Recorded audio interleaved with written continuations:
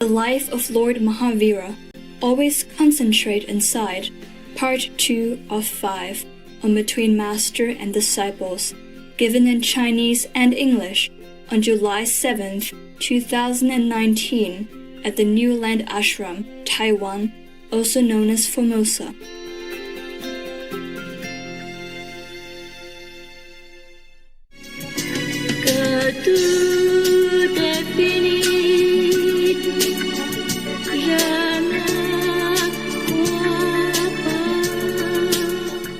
My calendar is really long, big, more than 12 months. You know the calendar, right? You know what it means, the calendar, right? Some of you, anybody don't know what the calendar means? Raise hand. A couple. Okay. Yeah, I told at Christmas, you were not there. There was a priest, he talked a lot in the church. And then suddenly he said, oh, sorry, I talk a lot today, Hey, I forgot my watch at home. So one of the congregation person say, but there's a calendar behind you. I don't know how big is his calendar, but mine is real long and big. And everybody liked my calendar. I don't know if the congregation there liked his calendar, but you like my calendar, right? Yes. Yeah? In between the lines, I make a lot of calendar remarks.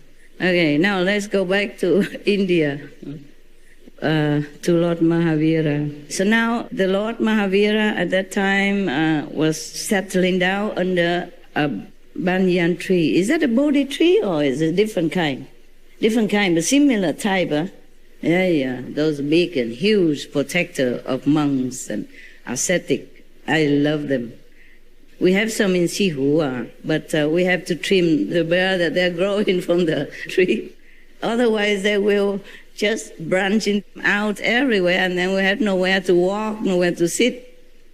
That's why the Bodhi tree, or the we call them dragon tree, still stay slim, almost more or less like when we planted them. A little bigger, but not as big, as if we don't cut the hair. He found that it was very, very suitable for him, for his purpose. So he sat under the tree and started his night meditation. It was winter, and a cold wind was blowing. Goshalak was also following him. As Goshalak, you remember his partner last time? I joined him just recently. Yeah? His name? Yes. He could not tolerate the piercing wind, so he shifted to the other side of the tree. After some time, some wayfarers also stopped under this tree. They collected dry wood and started a fire to cook food. They spent the night there and kept the fire burning. Early in the morning, they broke camp and went away. The fire was left burning. Slowly, it spread and engulfed the surrounding dry twigs and leaves gathered under the tree. The wind was blowing in the direction of meditating Mahavira. The fire slowly spread and reached the spot where Mahavira was standing. Goshalak shouted a warning, but Mahavira had no awareness besides that for his own soul. He was unmoved by the heat of the approaching flames. He was busy squashing the ultimate fire within himself. Our greed, anger, and ignorance fire inside. He was busy, destroying this kind of flame. So he did not hear his friend shouting about the flame outside. He did not feel the heat of the flame outside. The flames reached him and scorched his feet. Even this acute pain did not reach the depth of his tranquility. Can you do that? Yes, you can? Really? Wow, congratulations. Is that the can Chinese or the can Indian? Huh? Is it yes Indian or yes Chinese? I guess yes Indian, right? Yes? No? No, huh? That's no, right? Okay, I got it. Because we read in Indian stories or you're using Indian gesture, okay. So that means no, right? Yeah. I don't know if I can. I really don't know because it didn't happen to me yet. I mean, in this lifetime. So after some time, the fire subsided on its own. Oh, thank God. Yeah. Now he has another trouble. Anybody can tell me, how can somebody not feel the burning pain when the fire burn your feet? Anybody can tell me how, why? Before we move to the next story, yes, tell me. 就是说入山不地了，完全入定了。啊，你有没有这种状况啊？没有，那怎么会知道呢？没有怎么会晓得那么清楚？没有这种状况，就是平常经常在听师父讲的。听师傅讲的啊，呀 ，OK， 有了，有这种情况了。我是没有被烧，所以不知道啊。我没有这种情况，所以不晓得。就是我晓得，我可以睡得很深啊，睡得很甜很甜就对了。那连佛教的寺庙那个大轰钟啊，在我耳旁啊摇，我听不到。讲过了哈，这个故事也讲过哈。One time, long time ago, when I was very young master, young nun.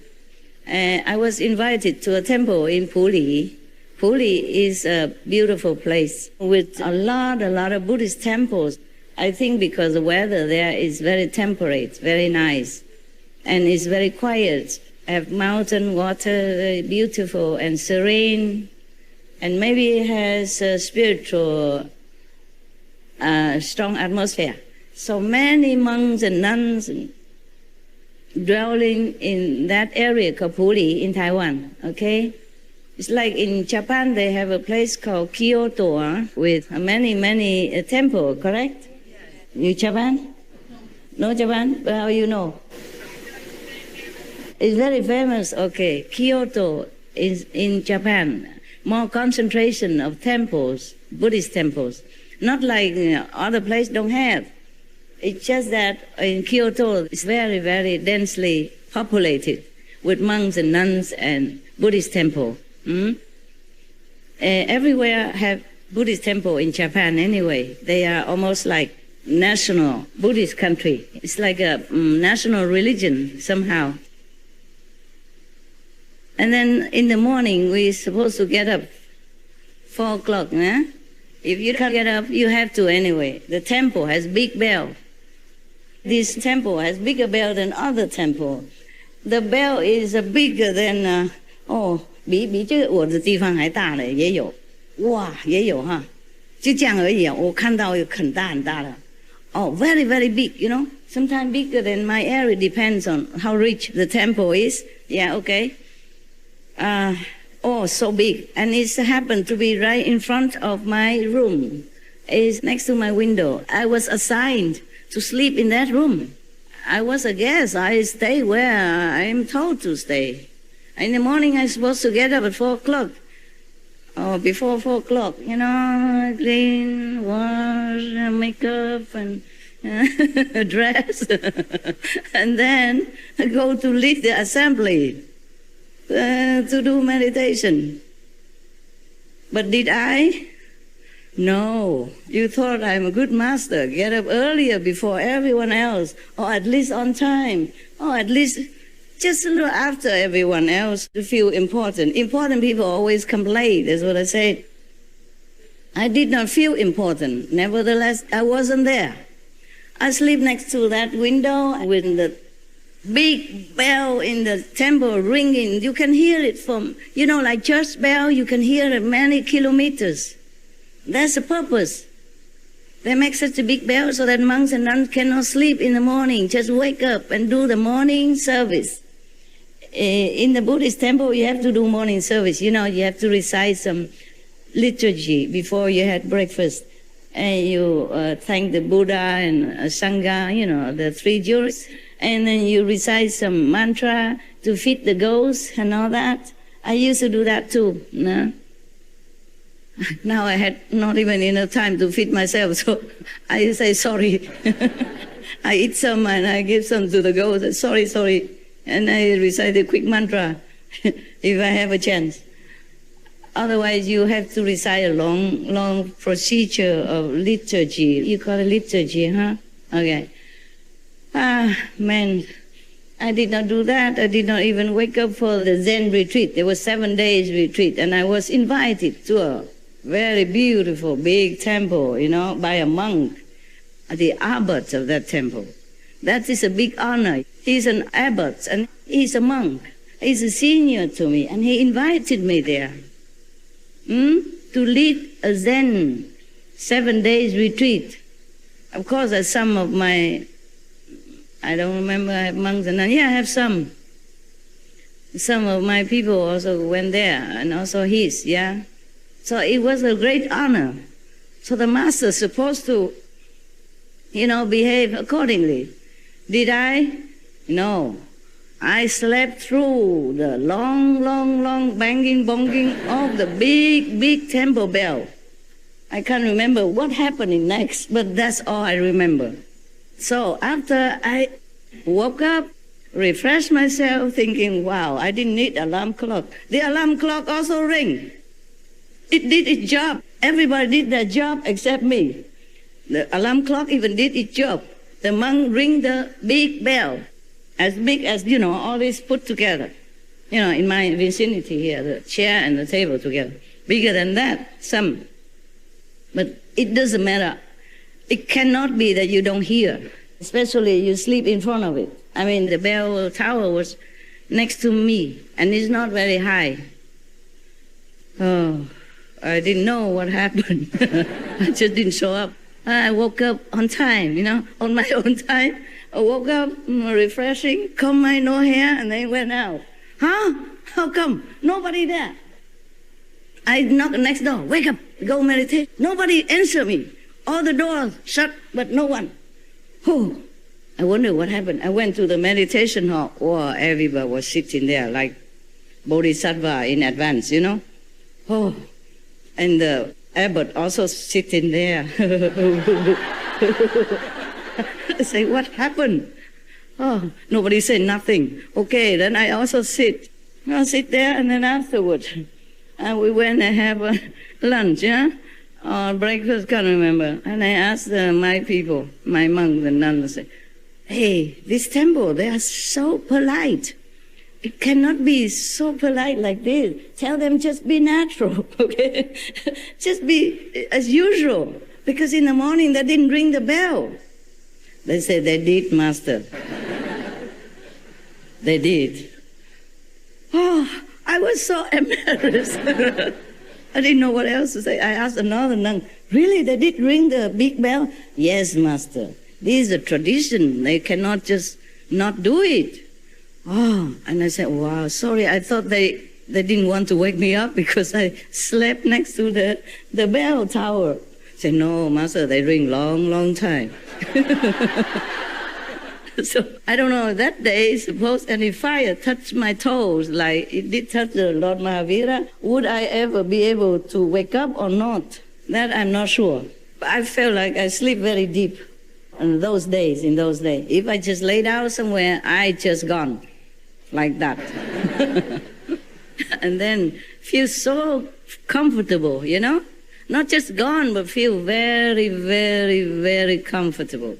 You feel like so warm inside and so caressed outside. Not by the wind, it's some invisible energy. You feel so comfortable, like you're sleeping on the purple cloud.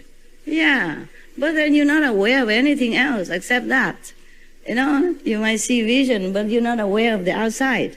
But then still, I don't know if that's the body feeling comfortable or is the soul or is whatever it was, just feels so good that you never wanted to leave this spot for eternity. What is that for? Huh? A deep meditation, deep samadhi, you hope. You thought, yeah? You think, Yes, right? I thought you were in deep samadhi. Uh-huh. Oh, maybe. I believe you because you don't lie, huh? Okay. Could be, maybe. But that was in those days, yeah, when I was just beginning my job. I was more comfortable. Yeah. And the lesson I imparted, if you can call the lesson, it was not very deep.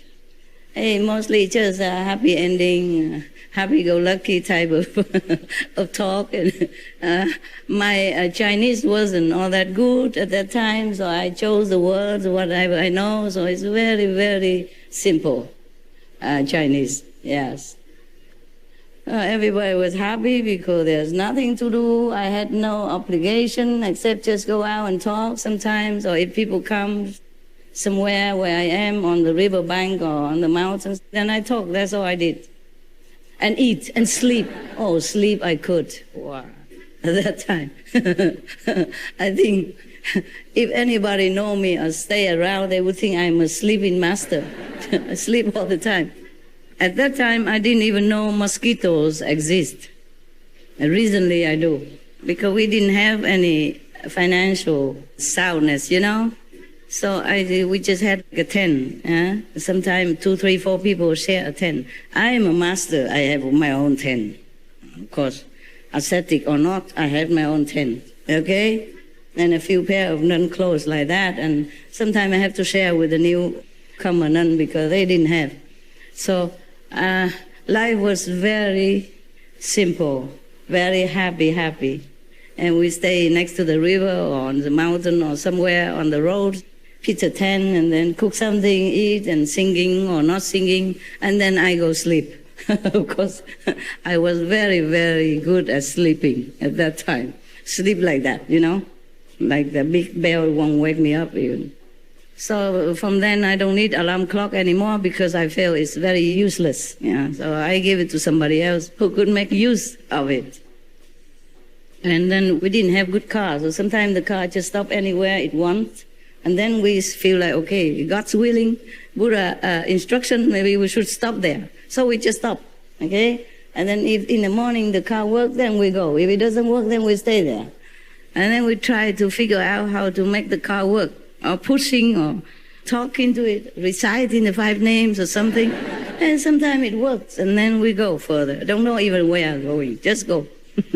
I did not have a lot of monks and nuns at that time.